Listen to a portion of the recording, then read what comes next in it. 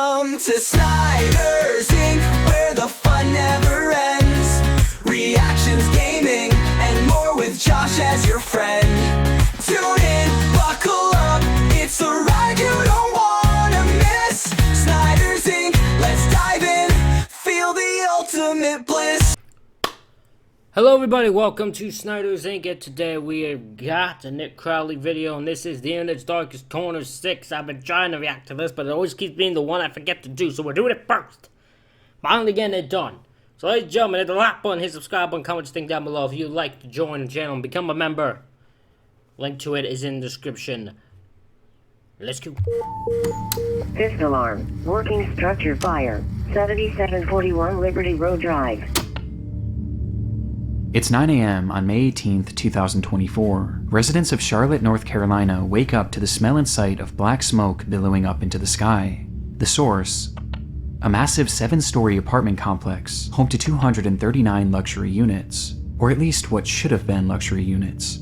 At the time, the structure was still under construction, meaning that thankfully no residents were living there, but this in and of itself presented two major problems. The first was that, in its current state, the top 5 floors were primarily just the bones of the structure, made almost entirely of wood and insulation, making the building as a whole extremely flammable, meaning that although the fire had started out relatively small, it was quickly going to consume the entire complex if it wasn't put out quickly. Which brings us to the second and even more glaring problem. The building was actively under construction when the fire started, and that morning 17 construction workers had clocked in, all of whom were now in grave danger. And by the time the firefighters arrived on the scene, the situation was already dire. And so firefighters rushed in, finding a large group of the employees and leading them out to safety. Though when they made it outside, they made the horrifying realization that they had only found 15 of them. Somewhere within that labyrinth of burning wooden walls, 2 men were left behind, trapped and calling out to anyone who might hear them. And these pleas weren't just being made to those on the scene, as in the following minutes, one of the trapped men, 30-year-old DeMonte Sherrill, would take out his phone, open up Facebook, and go live, revealing the horrifying reality that both he and his friend had found themselves in. Somebody send help, we're in South Park. Help! Today, we're going to be showing our friends the basics of the internet, and we thought you might want to come along. You gotta do it now or never. What are you doing? Yo, what the? If you own a computer, here's how to get the most out of it. Watch this, watch this, watch this.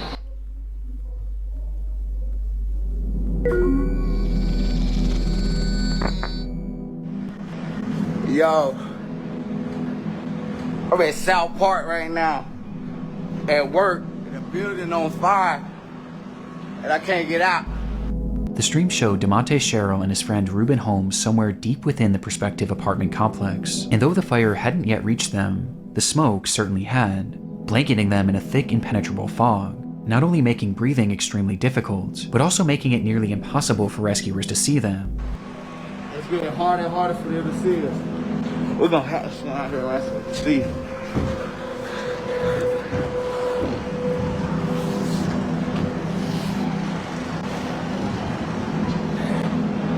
The building. I've seen this live stream before when we did Tragedy Tales, like, I think it was Tragedy Tales, they're like disturbing live streams. Or evil live streams, something like that. Darkest, something like that. Something live streams. I've seen this, so I know what it's about. I know the end result. So it's hard for me to, like, I can't act surprised like I don't know it. It's such a tragic situation, man. Such a tragic situation. And on fire, I'm trapped inside, me and my man. This was likely one of the reasons why DeMonte chose to start this livestream, hopeful that it could show rescuers exactly where they were. But based on the footage, their positioning was far from ideal. They were on the second highest floor, floor 6, which had only one access point, a single stairway that was on the complete opposite side of the building. And based on their testimony in the footage, something had clearly blocked their path to that one remaining exit, meaning that the only other way out would be to jump. Though at 6 stories in the air, and falling into what would likely be the heart of the fire, this would have meant certain death. There was quite literally nowhere for them to go. Rescue was their only hope. Help!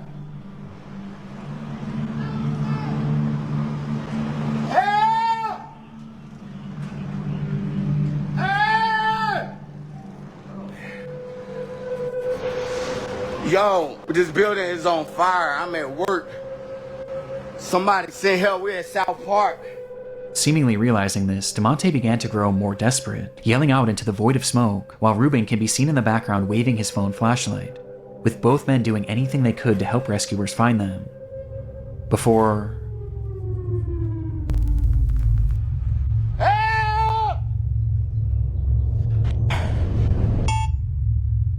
the stream abruptly ends. Rescuers were aware of the unfolding situation on the 6th story. They first tried to reach the men by using a massive crane with a basket attached, which can actually be seen in DeMonte's livestream. Though in it, you can see that it's also facing the complete wrong direction, as the smoke was just that impenetrable. However, at one point, it's believed that the crane operator did actually see these men, but the blaze was just too extreme, leading to the operator himself having to be rescued. This left only one real option for saving DeMonte and Ruben. They were going to have to go in after them. And so they climbed that stairway up to floor 6 and started their trek to the opposite end of the structure. Though before they could even make it halfway, the rescuers were relegated to a slow crawl, as the inferno around them raged more and more intensely, and the smoke grew thicker and thicker. Though that's when they began to hear screaming. Somewhere lost in that maze, Ruben and DeMonte were yelling as loud as they could for help. This sound was a sign that they were getting close, though just then, rescuers would be met with another sound. All companies working 7741 Liberty Road Drive, evacuate structure, per command. All companies working 7741 Liberty Road Drive, evacuate structure. Command all companies, this will be defensive at this time. We'll be ready for this side to collapse. Everybody get out of the collapse zone. Confirming you are coming out, but you're not out of the building. With the order being made for all of them to evacuate. That's insane, just as on a survival thing. Because that means you are telling everyone, leave these two men to die. That is what you are telling them. Now, I'm not saying they're wrong for that. They are expecting this building to collapse. They do not want the firefighters, all the firefighters, to be part of the collapse thing and die. They have to save the firefighters. I understand. I am not blaming them. They have no idea, as they're giving out this order, how far they are, where they are, how far they're inside, how close they are to the men. They don't have that. They don't have that knowledge. So at this very moment, they have to just do what is safe, and they expect this building to collapse. They're like, you gotta all exit. So I completely get it. It's just so unfortunate. As by this point, the structure was engulfed in flames, and a collapse was imminent. The firefighters tried to call out to the two in one last attempt to guide them towards rescue, but they never came. In fact, at that point, the structure fell eerily silent. They would leave that structure without DeMonte or Ruben, and minutes later, the fire consumed the entire building, with the temperature inside reaching 2,000 degrees Fahrenheit, before... Oh, It collapsed. It would eventually topple to the ground. And inside, DeMonte and Ruben would become the sole fatalities of this catastrophe. Yo, I'm at South Park right now. At work, and the building on fire, and I can't get out. It's getting harder and harder for them to see us. Knowing how the story ends would make this livestream difficult for anyone to watch, but what I find most upsetting about it is that the majority of those who initially watched this were his own friends and family that followed him on Facebook, with these viewers including his own mother. And a lot of them probably had no idea he even worked this job, as he had just been hired that week. His brother had also caught just been hired and then immediately sent to this? The stream as it was happening, and actually rushed over to the scene where he pleaded with the firefighters to watch the footage. Yo, this man's screaming for help on live! But despite doing the best they could, there was just too much working against them to save DeMonte and Ruben. Following an investigation into the fire, it was discovered that the crew was using an organic foam insulation, which was known to be extremely flammable and produce thick black smoke. And this became deadly when the machine used to spray that insulation caught fire, sending the whole building up in flames, where they had yet to install any sort of smoke detector or alarm system to alert the crew of a fire. Making matters worse. Maybe I'm the dumbass here. Shouldn't that be the first thing you put up? Shouldn't that be like one of the first things you put up into a place is a smoke detector in there? Maybe I'm crazy. Like once you get the roof, once you get the roof and shit, and like the buildings, I feel like that should be almost immediately up when you have multiple floors. That should not be the last thing you put up. That should be one of the first things you put up. In case a fire breaks out, everyone knows. I feel like that's a very simple thought process. Worse, there had been a temporary set of stairs made right where the two men had been trapped, but that stairwell had just been removed in order to make way for the permanent set of stairs. Because of this and a myriad of other issues, the companies involved with this construction were forced to pay a fine of $50,000 and are currently being sued by the families of both victims. As they should be. But regardless of the outcome, nothing will ever make up for the loss of DeMonte Sherrill and Reuben Holmes.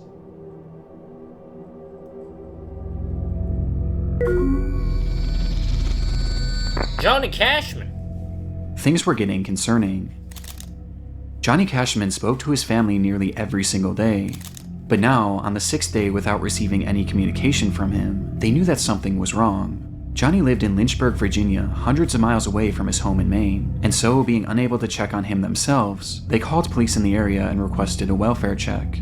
Police entered Johnny's apartment on the 19th of April, 2022, and hours later, they would call his parents with the news that they had found their son dead on the floor. According to the officers, Johnny had experienced some sort of medical event that led to GI bleeding that ultimately claimed his life. But this made no sense to Johnny's family. He was only 38 years old and had just been given a clean bill of health after a full medical exam only 4 months prior. Might be... Okay, well, I mean, an event can happen that quickly. Like, a medical event can happen within a short period of time. It could just be you're fine 1 minute and then you're not the next. Like, it's not... Just because it's 4 months doesn't mean anything. It was so out of the blue, in fact, that they even asked if there were any signs of a struggle, or if there was any evidence that he may have taken his own life. But they were assured that there was no trauma, no drugs, and nothing suspicious found on the scene, and that, as shocking as it was, his cause of death was entirely natural, and had likely just been spurred on by drinking and tobacco use, with the only solace being that Johnny didn't suffer, as they stated that he had died instantly. Because of this, no autopsy was performed, as the case seemed as straightforward as it gets.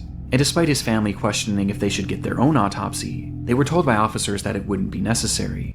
I would never take the word of an officer when they say it wouldn't be necessary. If someone said to me, because if I'm thinking about getting my own autopsy, if the officer's like, oh, it's not necessary, I'm like, I wasn't asking your suggestion. If I decide to get one, it would be on my own accord. And so, Johnny's body was cremated and sent back to Maine, in what seemed to be the end of Johnny Cashman's story. Until 10 days later. 10 days after Johnny's body was discovered, his ex-girlfriend and her mother made their way back to his apartment in order to retrieve some of her belongings. She knew that re-entering the space was going to be difficult, but ultimately, there was no way she could have prepared for what was waiting for her inside. There was blood everywhere. It was pooled in the bathrooms, wiped on doors, spread all over the living space, and was even found on a chair and a banister. But the most horrifying part of it all was the walls. They were covered in splattered blood, which revealed long streaking handprints. It was something straight out of a horror movie. Okay, he definitely did not die instantly. Alright, the officers lied. I don't know why they lied, but they lied. Did they go to do it? Because they said hours later. Did they go do a welfare check and he got mad? And then the officers just fucking killed him? What the fuck happened? What the fuck happened? We had an officer serial killer? What are we doing here? Why is this man just suddenly... who they say is harmed? Like...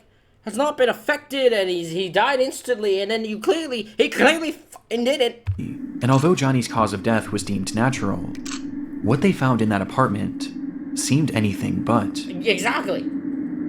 Traumatized by what they were witnessing, the pair snapped multiple photos of the bloodshed and ran out of the unit, directly into Johnny's neighbor. This neighbor revealed that they believed something far worse than a medical emergency had happened to Johnny, as they had a security camera mounted to their door which faced Johnny's unit, and on the day of his passing, it captured something incredibly disturbing. Oh? Okay.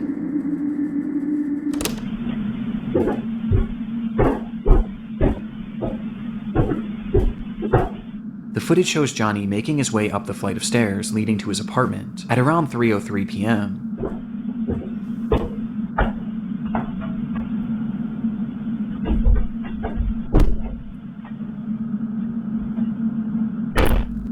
Nothing seems out of the ordinary at all, though it is noteworthy that he was holding an empty glass, perhaps insinuating that he had been drinking. But this doesn't seem to impair his movements much at all, as he punches in the code and enters his home, just as he did every other day. But moments later, something happens inside that unit, and while it goes unseen, it doesn't go unheard.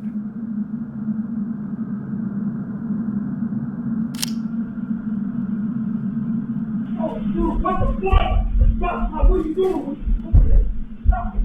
Yo, what the fuck, dude? What are you doing, man?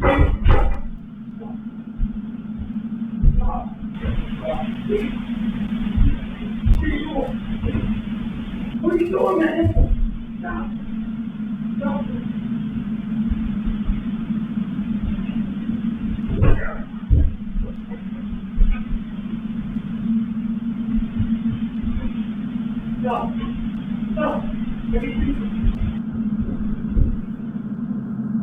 The audio seems to depict a man yelling, asking repeatedly, "What are you doing?" and begging for something to stop. On top of this, you can also hear loud thuds and banging, almost as if things were falling over inside, or there was some sort of physical altercation, before the unit then goes quiet just a few seconds later. It was unclear if this voice was Johnny's, or perhaps someone else who had been inside the unit, but my assumption, because I'm going to assume the girlfriend saw this, if she didn't recognize his voice, I would assume it's someone else? Maybe that's a weird thing, because I assume he would have talked to Johnny too, so they would recognize his voice, right? So I would assume if it was Johnny, people would have immediately been like, oh no, Johnny's the one who's definitely screaming out, "What are you doing, man?" and shit. But regardless, one thing was apparent from this audio. There was someone else in that apartment. Yes. Despite the fact that Johnny lived alone. And just 7 minutes later, this unseen person would emerge. Okay.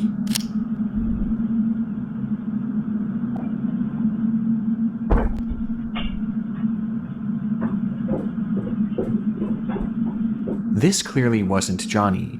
And after leaving the unit, the anonymous man nearly makes it out of the building before he seems to change his mind.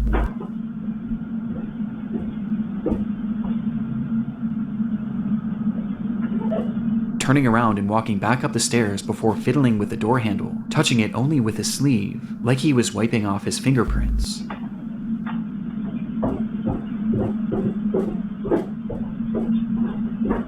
He then walks down the stairs and stops once again, where he seems to be in a state of shock over whatever had just transpired, before he composes himself and walks out of the building.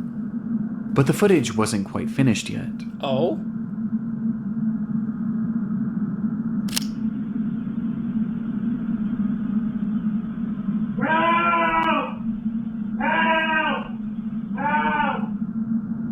Just 1 minute later, you can hear Johnny shouting for help from inside the apartment, to which moments after, he stops, and no further sound or activity would come from Johnny's unit until police arrived 5 days later.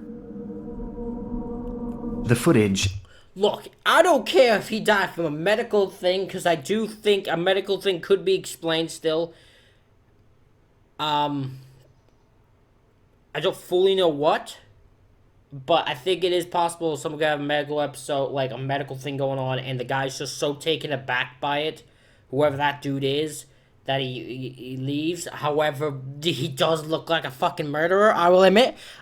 He does come off that way, like he comes in. I don't know why it took him 7 minutes to leave. The part that throws me off the most is you're telling me police officers saw that entire scene and just left it? Officers allowed to do that? Oh, someone might have to... Can an officer just leave a scene bloody and blood covered in blood? Can that be something that officers can do? I don't know why my brain just assumed an officer can't do that. But maybe I don't know how police work, and maybe it's just like actually every scene is just left by police covered in blood. I just think to me that's insane. And the scene at the apartment seemed to contradict what Johnny's family had been told about his death. Yes, it's definitely. The blood all over made it obvious that Johnny's death had not happened in an instant. No. And this, coupled by the presence of this unknown man who was clearly distraught and wiping off his fingerprints, as well as the sound of the apparent struggle inside, seemed to point towards something much more sinister than what was initially conveyed to the family. But even with this footage, police still believed that Johnny's death was due to a medical emergency, as they quickly changed their initial story, saying that the blood spread was due to uncontrollable vomiting, and that Johnny had in fact likely suffered, at least for a short while.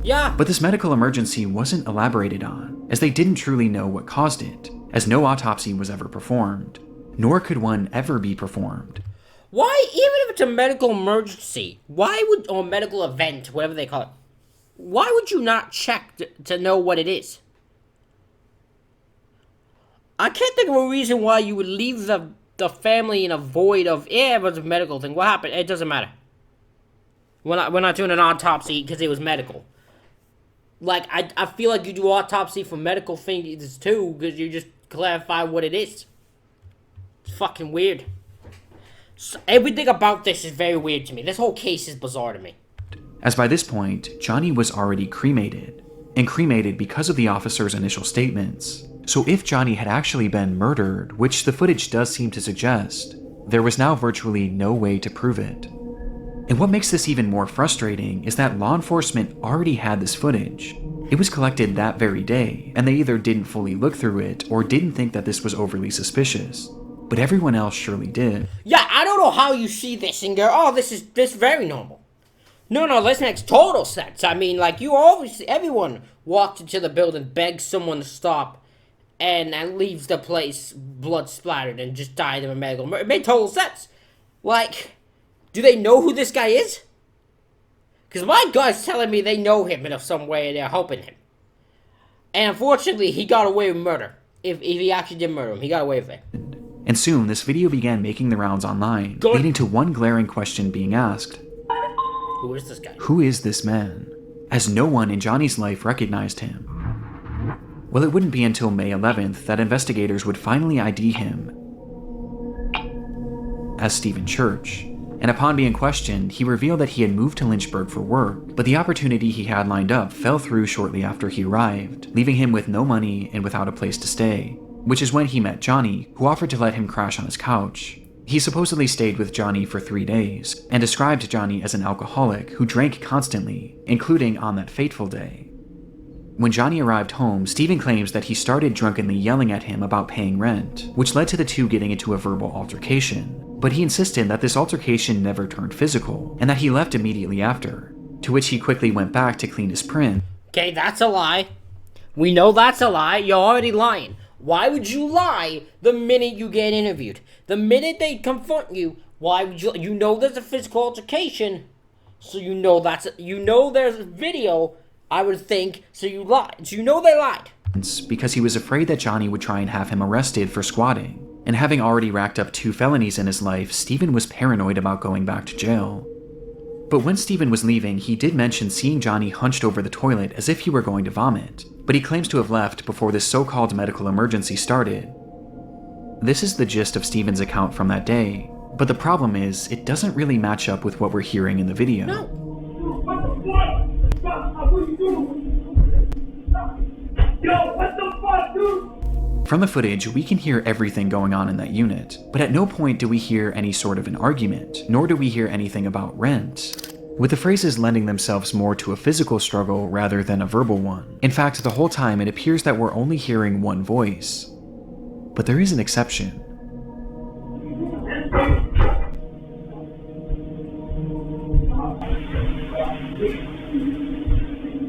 To my knowledge, it's never been conclusively determined whose voice is who in the room. My gut tells me, because now the more I think about it, it is possible that the police are actually correct. Okay? Because we've all heard cases where you vomit blood. Like, something happens, like your stomach, you start coughing up blood. We've heard. So if you start coughing, if you're dealing with some medical emergency where blood's coming out, it will come out this way. Because you're also if you're vomiting on the ground blood, your hands are going to be covered in blood and you're, like, sprouting prints. It would also explain the stop, what are you doing? Because this guy just started vomiting up, fucking throw up in blood. Out of fucking nowhere, so I could actually see why he'd be like, hey, like, what the fuck are you doing? And he's like, I can't stop. I don't have the ability to stop myself. Recording, and either scenario paints a far different picture of what may have happened inside that room. But regardless, this audio makes it clear that Steven's story was fabricated at least to some degree. As I don't know why he's lying. Even if it was a medical thing, like, look, that dude got a medical thing, I freaked the fuck out because I didn't know what was going on. I ran up out of there. 7 minutes later. Fails to account for the loud banging in the background. And because of this, his version of events is generally rejected, with most people seeming to believe one of two main theories. The first is that, upon arriving home, Johnny and Steven had gotten into a physical altercation, resulting in Johnny taking some sort of blow to his abdomen, which in turn triggered or exacerbated this medical emergency. GI bleeds are horrific. Okay, that's possible. And can certainly cause the level of bleeding that was found in the apartment. And perhaps seeing all the blood coming from Johnny, Steven started yelling at him before deciding to run off, fearing that he would be charged for murder. This would explain Steven's demeanor and actions after leaving the apartment, and why he may have fabricated his story, as he knew or knows that he was directly responsible for Johnny's death.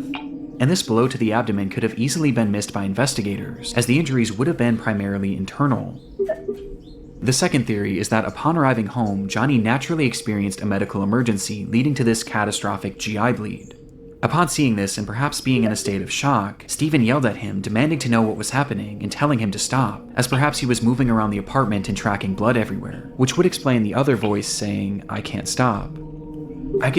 I legitimately think both are possibilities, and, like, again, if you see that, you're gonna be in a state of shock, so you just fucking get up out of there. Just to fucking get out of there. How this experience would make no sense to Steven, and perhaps just having no idea what was happening, he left and tried to make it look like he was never there, as he was afraid of being blamed for whatever was happening to Johnny, and so he essentially left Johnny there to die, whether knowingly or unknowingly. What bothers me about this theory is why 911 was never called, not only by Steven, but by Johnny too, as his phone was found in the unit with blood on it, implying that he had it in his hand at some point, though it's possible that the massive blood loss just made him too disoriented. Both of these theories seem believable, or at least more so than the explanation that Steven had given. It would also be hard to do if you're constantly vomiting up blood and just barely able to do anything to call 911 normally.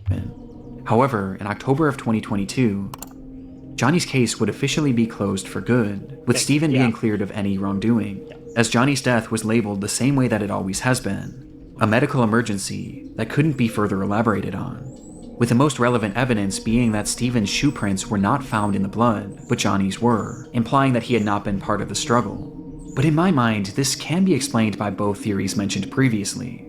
Though regardless, without the possibility of an autopsy, this is likely where this case ends. This is a giant mystery. This one will never be solved, but this one needs, I wish would. Because there is some funky shit up in this. For good. But with this disturbing footage, I don't even care if it's a medical murder. The police are fucked for lying to the family. I don't know why you even do that. Like, you walked into that scene. There was no reason, in your good conscious mind, you decide you're gonna tell him they're gonna die, that he died instantly. Because you know someone's gonna fucking find that since you left it covered in blood. You know they're gonna find that, so you know that something's gonna happen, and it's gonna be found out that it wasn't the case. Why wouldn't you just tell them he died of a medical emergency and unfortunately he suffered? Like, I can't help but think that there was more to the story than we may ever know.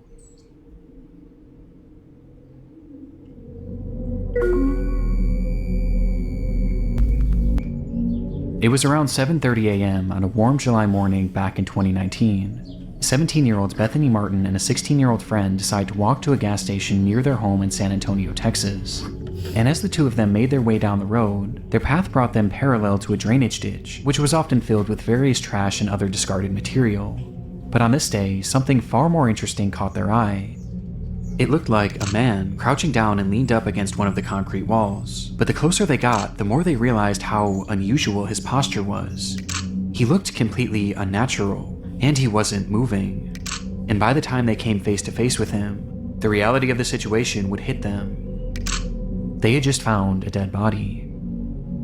This discovery was enough to traumatize anyone, especially two teenagers, and upon calling the police and being sent on their way, Bethany and her friend would make the long walk back home contemplating what to do next, before they eventually landed on the idea of sharing their experience with the world.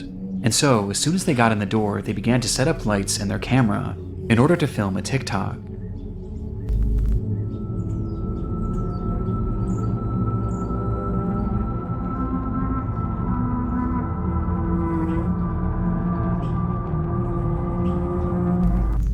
The clip showed the two sitting on a couch appearing to be in a state of shock, with the words, "Us remembering we found a dead body this morning," plastered on the screen.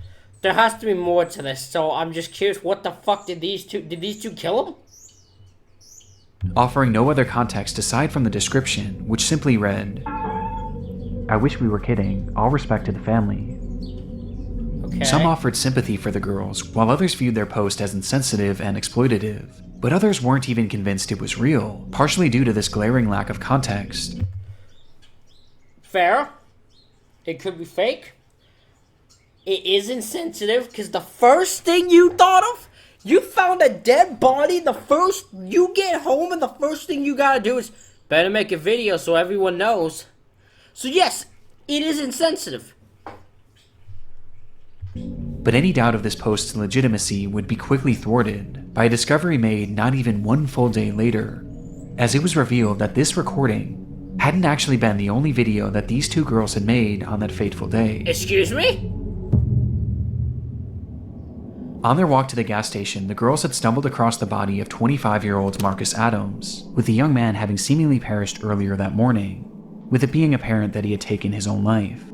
But upon finding Marcus, the girls weren't actually overwhelmed with sadness or even shock, as instead, their focus immediately went to something far different, as something on the man's body had caught their attention.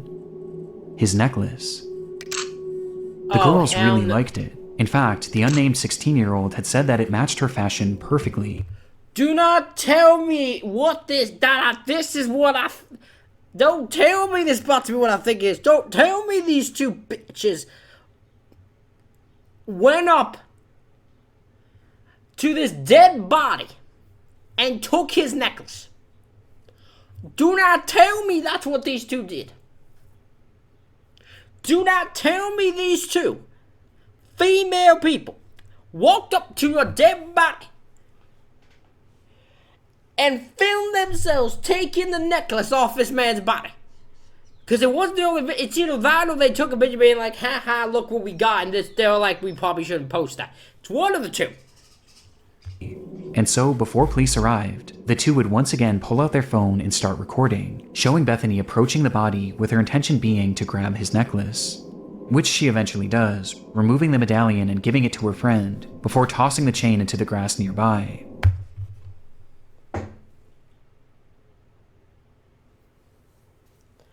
I don't care that one of them is 16 and one of them 17. These two are that's a fucked up. There was no normal 16 and 17-year-olds do not do that. There was no. I am not giving them that pass because they're young. This guy was 20 something too, so it's not. So they don't. These two don't get a pass because if I was 16, 17, I come across a dead body. My first thought would be like, look at what he's wearing. You have to have a ridiculous mindset. You have to have an insane mindset to do that. You do not get a pass for me. These two do not get a pass for that. The two are messed up in the head. Leading to the girls running away from the scene. The 16-year-old would then post that video onto her Snapchat story for all of her close friends to see. What? I can't show the footage for obvious reasons, but it's truly awful. And just based on the audio alone, you can tell that they're very obviously having fun doing this. You gotta do it now. Now or never. Here, hold me. I got it. Oh my god. Oh my god. Oh my god. Oh my god. Oh my god.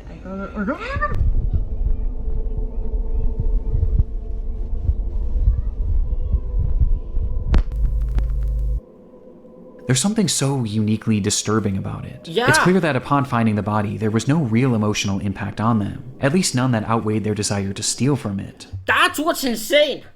Who finds a dead body and the first thought is to steal from it? Like, that's insane. That's legitimately psychotic to me. And as if stealing from this man who had just taken his own life and posting it for all their friends to see as if it were a joke wasn't horrible enough, they then immediately posted this other video to TikTok in an attempt to garner sympathy. It's truly awful, and made even more appalling by reports that claim that the 16-year-old had actually worn this medallion in the TikTok video and in others made following its posting. And unfortunately, their actions had even more upsetting consequences, as the footage from their Snapchat story was quickly downloaded by someone they knew and posted onto an app called Nextdoor, with the footage being totally uncensored. And it was on this app where it's claimed that many of Marcus Adams' own family members would see the footage, many of whom weren't even aware that he was deceased. Oh! Oh, fuck. I hate these two even more, but it's not even their fault for that part. Oh.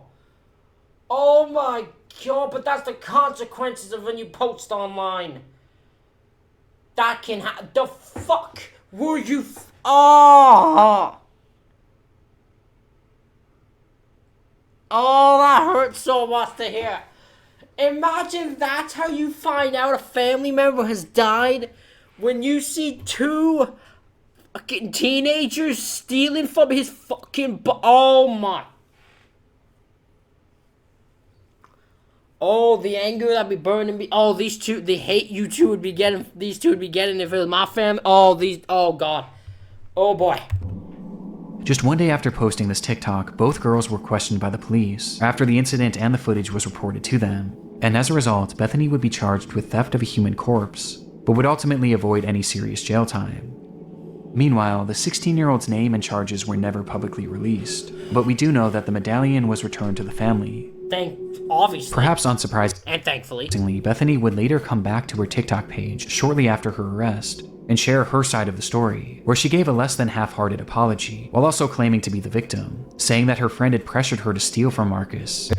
Girl, you're the older one. You're 17. You're 17, she's 16. Don't give me that I don't get No, you're not gonna get that shit from me. See, this is my bullshit thing, because I have friends who try to pressure me into shit, and they fail miserably, because if I know something is fucked up, you ain't never gonna get me to do this. There is no human being on the fucking planet themselves who could pressure me to go to a corpse and steal from them. Wouldn't do it. One, because I know that's fucked up, and two, because I got morals. I have morals that can't be broken. These two don't have morals. They just thought that this is a fun little fucking event.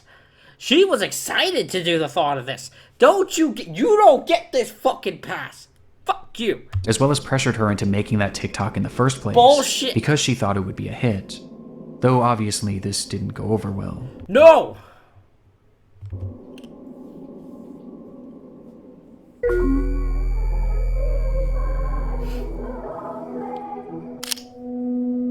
On December 20th, 1984, 12-year-old Janelle Matthews disappeared from her home in Greeley, Colorado in the evening hours.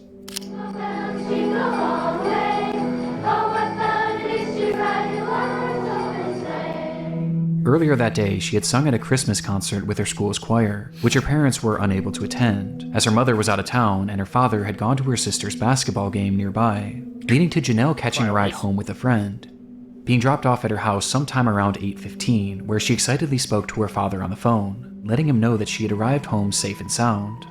Approximately 1 hour later, her father, Jim Matthews, pulled into the driveway to find the garage door wide open, and the house completely empty. Janelle was gone, leaving behind her winter coat and even her shoes, despite it being a frigid, snowy night. And it was within that snow that was quickly piling up that lie one of the only real clues left behind at the scene.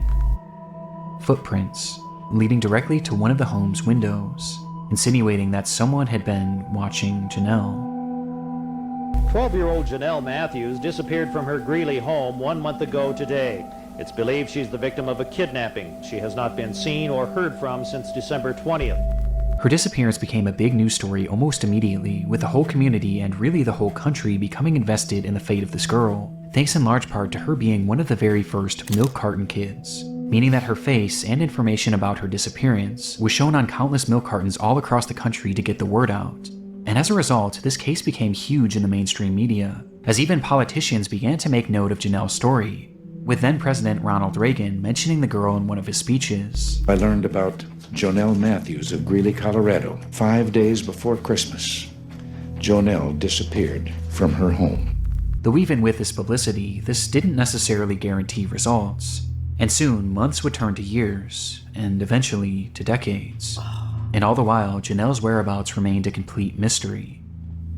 Eventually, the rise of the internet would start to play a key role in this case, where even in the late 2010s, over 3 decades after she had vanished, her case was still being shared and still being discussed, just as it had been 3 decades prior, with it still being a point of contention for politicians, even as recently as 2019. When a man running for governor of Idaho mentioned... Okay, you are being specifically mentioned for a reason, because I ain't fucking Ronald Reagan. But you, on the other hand, in 2019, are bringing up Jonelle Matthews from 1984. Very weird to me. That's all I'm gonna say. Very weird. Her disappearance in a Facebook post 35 full years later. Regardless of Jonelle's whereabouts, her case was still very much alive, as the world, and especially Jonelle's parents, were haunted by the question, what happened to Jonelle Matthews? But sure enough, in late 2019, they would finally get their answer. Oh? Was found in Weld County earlier this week appeared to bring an end to a 3-decade-long search for a missing 12-year-old girl. The Greeley Tribune is reporting they are those of Jonelle Matthews.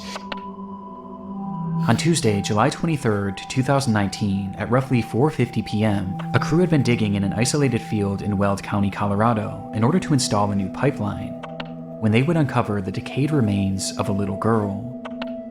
It was Jonelle, still wearing those clothes that she had worn to her recital, meaning she had likely died the very day she disappeared, having been killed by a single gunshot wound to the head. Jonelle Matthews had been murdered in cold blood, and almost immediately upon finding her body, the police would also zero in on their suspect. The man's name was Stephen Pankey, and at the time of Jonelle's disappearance...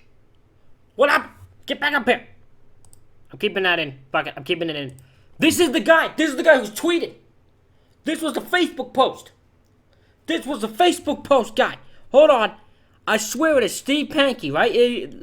Stephen Pankey. Hold on. Oh. Steve Pankey! It's the same fucking guy! The same guy who did this is the one they arrested.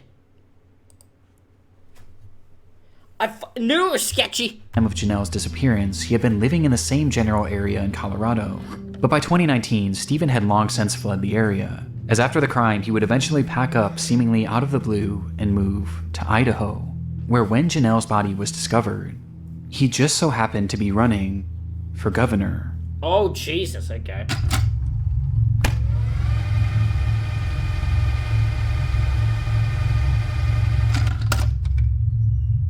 And during his campaign, Pankey had put out a bizarre Facebook post about Jonelle, calling for the Colorado DA to oversee a fresh investigation, as he stated that the local police had wrongly been focused on the theory that Jonelle's disappearance was a child abduction and murder, which was quite convenient. What a weird thing to consider. To be like, oh, you need to don't look into child abduction and murders. That's definitely not what it is. Don't be doing that 35 years later. Don't be doing that stuff now. No. You're looking what I tell you to look at, aren't you? Yes, you are. As just a few months after posting this, he would be arrested for the abduction and murder of Jonelle Matthews. Police believe that Jonelle had first caught Stephen's eye when he was working as a janitor at the church she attended, with this leading to him stalking her and eventually abducting her on that fateful night, where he threw Jonelle in his car and ultimately ended her life, for no reason other than his sick satisfaction. He then proceeded to bury her in a field 20 miles away, in a spot that he was certain no one would ever find her. Now, the evidence supporting this is mainly circumstantial, but it is incredibly concerning. Just one day after Jonelle's abduction, Pankey decided to take his wife to California in order to celebrate the holidays with his parents, with this trip being completely unplanned, as his wife was only told of it literally the day of. And making things stranger, when they returned home, Stephen's car conveniently caught fire and was burned to a crisp, to which he offered no explanation for. But in response, he would take the car to a... Why'd you call on fire? I don't know. It happened. It just happened. I don't know. I was there out and I was there one moment. It looked again. It's up in flames. Local scrapyard where it would be even further destroyed, taking any potential evidence along with it. But while this is all strange enough, police say that the main indicator that Stephen was their man was his clear obsession with Janelle's case. Oh? Shortly after the slaying, Stephen began listening and watching any news reports he could on Janelle's case, while also having his wife read every single article about the missing girl out loud, to which he would often have her repeat them over and over again. But his obsession didn't stop there, as he would then start frequently calling the police, wanting to talk to them about the case, even going as far as to give them potential leads, as he claimed to be fearful that he was going to be blamed for the crime, despite having seen— That's weird. Why would you be fearful you're going to be blamed for the crime? That's very weird. That's a weird thing to do if you didn't do the crime. If I don't do a crime, I'm not concerned I'm going to be blamed for it. If a child disappears in my fucking thing, I'm not going to be like, I did it. I might be accused of it. I better be calling in the police department to check if I did it. I don't need to worry about that because I didn't do it. So, why are you concerned? Seemingly never even met her. And it was during some of these many unusual phone calls that he was said to have given details on her disappearance that were never actually made public. Oh! His obsession was entirely— That's the slip up! That's the slip up. Uncanny, bringing up her disappearance at random even decades later, with his Facebook post being a perfect example. And as it turns out, one of Stephen's most incriminating statements came as a result of something he mentioned in that infamous message. In it, Stephen says that his son Carl had been murdered in 2008, which is in fact true, as the murder was actually fully solved, with it being confirmed that Stephen had nothing to do with it. But when he was mourning the loss of Carl, something unusual happened. His now ex-wife recalled that following Carl's death, Pinky never once cried, until the day before his memorial service, where she watched him from a distance walk up to their son's urn and begin to sob, eventually blurting out, "I hope God didn't allow this to happen because of Janelle Matthews." Despite maintaining his innocence to this day, Pinky was sentenced to life in prison with the possibility of parole in 2040, his conviction coming 12,634 days after Janelle Matthews' disappearance, with Pinky's cryptic Facebook post serving as a dark relic of his twisted obsession that would eventually expose him as Janelle's killer. That's insane. Ladies and gentlemen, that is it for this reaction video. Let me know what you think of these insane stories in the comments. Hit the like button and subscribe button. Thank you all for watching. I'll see you all for the next one.